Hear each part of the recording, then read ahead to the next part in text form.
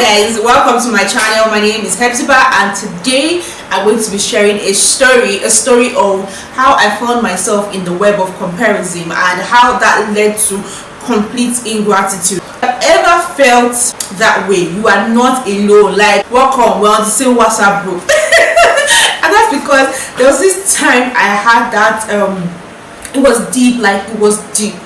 Something don't let me online. My brother, my sister. So that day I went online and there was this particular person that I always liked what she does, and I think she had this achievement that she was sharing. Okay, if I remember correctly, I think she got married. I knew she got married. Here I was single as broke. So I singled those years of my life, and I came online and I found her, and I was happy for her. But just though I was happy for her, I felt like, why is it not me? You know how it is, you're happy for the person, but then you're like, why is it not you? Why is it not me? So I was like, God, why is it not me? And then in my mind I'm thinking, we're age me too. The devil is very funny. I promise you guys, he's going to be bringing different gospels, and then I entered into a mood.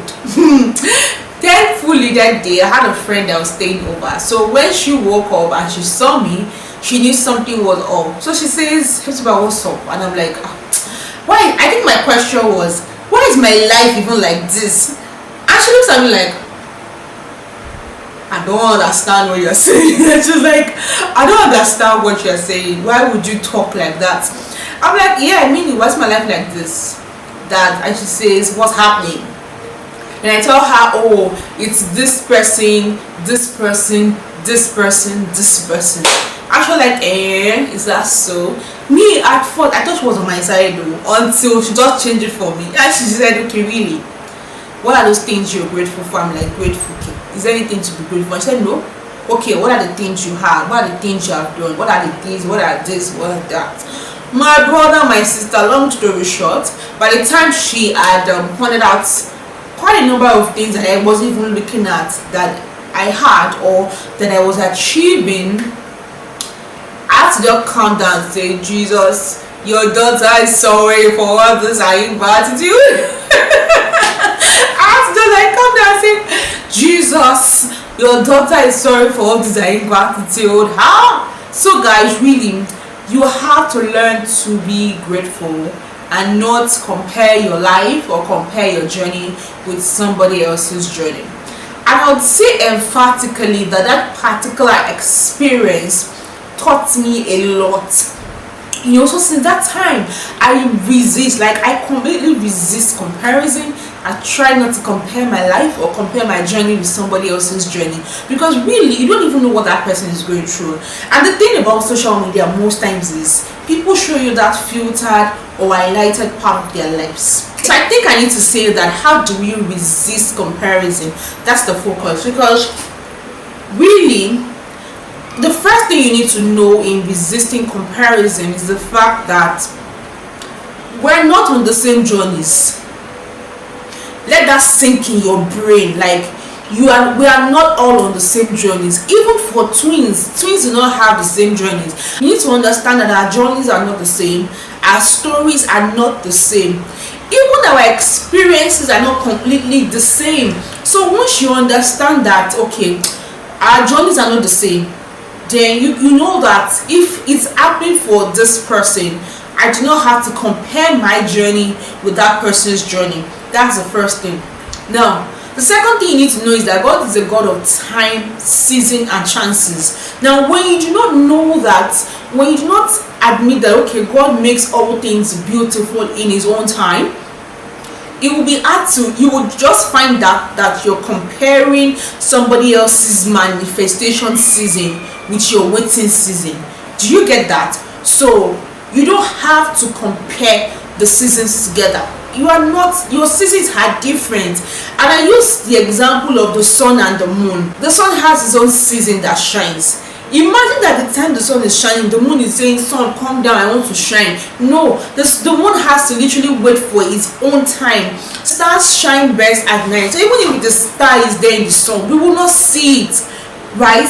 The rain has its season. Even on their seasons on earth, I strongly believe that there are also seasons in life for everybody. So the first one, understand that we are on different journeys. Number two, understand your season. Know that seasons, and the good thing as a Christian or as a child, a person of faith, that you know is the fact that God makes all things to work together for you, and God makes all things beautiful in his own time. It is his time. I think a version says God makes all things beautiful in its own time. So everything has its own time. Do you get? So do not try to rush things. Do not try to want to get that thing before that time. When you understand that, okay, it's this person's season, it's their season, my season will come. That's it. The third thing I would say is, another reason why I feel people get into the web of comparison is the fact that most people are ungrateful. Or I think I'm not sure the word is ungrateful.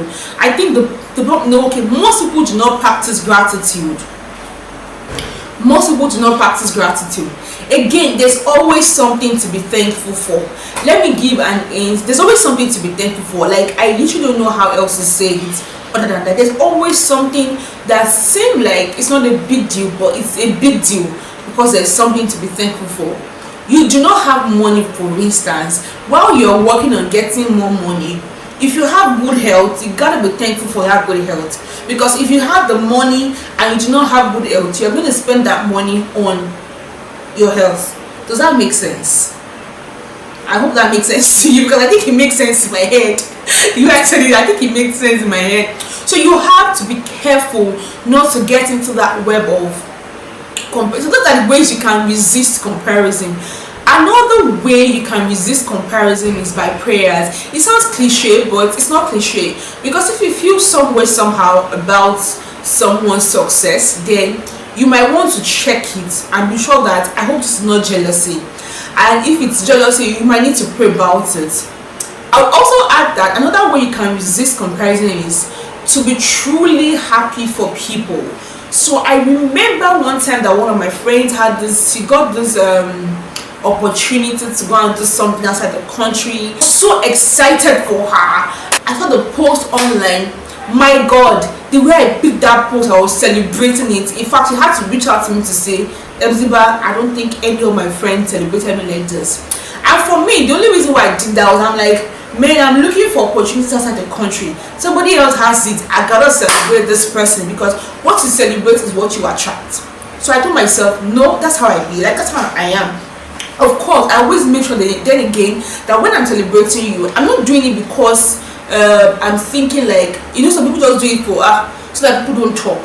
I make sure that I'm really in that mental space of gratitude. So I am in that space of, oh, I'm really grateful for this person.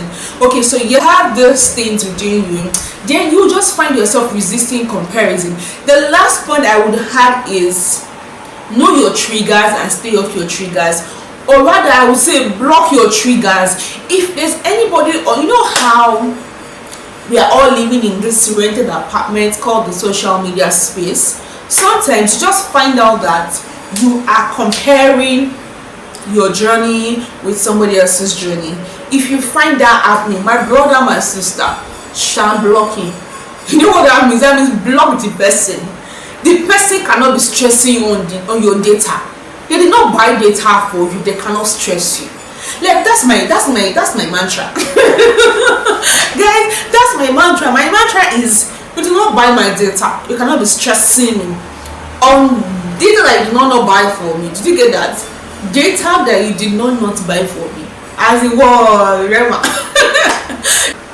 Right? So now, nothing the person does will face me or make me feel like, what's my life like this? No. My life is beautiful. That's how I am.